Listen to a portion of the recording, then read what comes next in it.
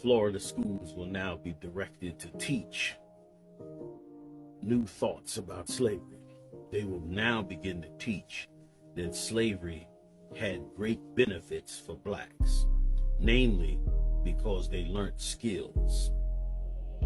In the curriculum, they'll gloss over the harsh sides of slavery in what they believe will stop shaming white students or giving them the shame of what their forefathers had done to blacks, Latinos, and Native Indians.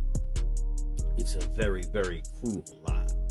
And in fact, it's a further extension of slavery to take away the horrible things that were done to blacks in America and to pretend as though they were not that bad and to tout us as having gained great and good skills because we were in slavery is such a lie.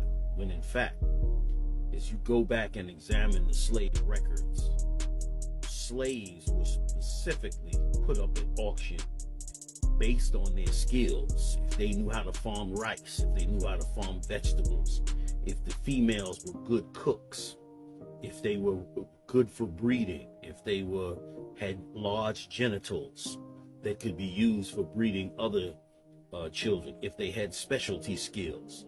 These skills were deployed on these slave plantations. If you ever get a chance to examine some of the slave plantations across this country and their history, you will see that the slaves were forced to figure out how to build their own homes, their own shelters. These skills that they gained were gained for survival, and many of them came with their skills ahead of time. We always neglect these prophecies, but here's what God said. Christ, out of his own mouth, in John, the 16th chapter, and the 2nd verse, he said this: they shall put you out of the synagogues. The word synagogue is a Hebrew word for book house, meaning they would cut you off from your education, specifically your education about God. So they didn't add to blacks' skills and education. They took it away.